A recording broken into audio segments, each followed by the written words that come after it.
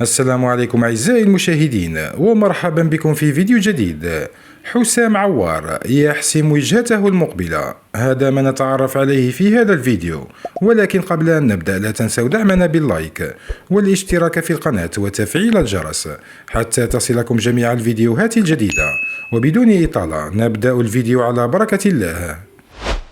اقترب نادي الاتحاد السعودي من حسم صفقة الدول الجزائري حسام عوار لاعب وسط روما الإيطالي، وذلك في فترة سوق الانتقالات الصيفية. وكشف الصحفي الإيطالي فابريسيو رومانو خبير الانتقالات في أوروبا عن تفاصيل الاتفاق بين الاتحاد وروما بشأن التعاقد مع النجم الجزائري حسام عوار، وذلك لتدعيم خط وسط الاتحاد في الموسم الجديد.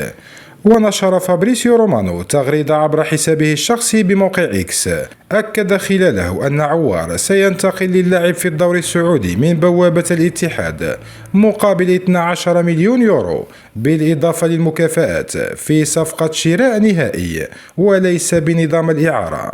ومن المتوقع أن يحسم الاتحاد الصفقة بشكل نهائي خلال الساعات القادمة، على أن يتم الإعلان عنها بشكل رسمي. وفي حال ترسيم انتقاله إلى الاتحاد السعودي سيلعب حسام عوار إلى جانب نجم ريال مدريد السابق كريم بنزيما.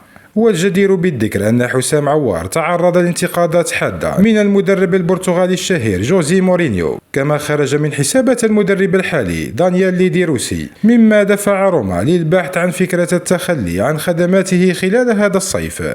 وكان حسام عوار قد انضم إلى صفوف روما الإيطالي في صيف 2023 قادما من أولمبيك ليون، لكنه لم ينجح في التأقلم مع أجواء الكرة الإيطالية.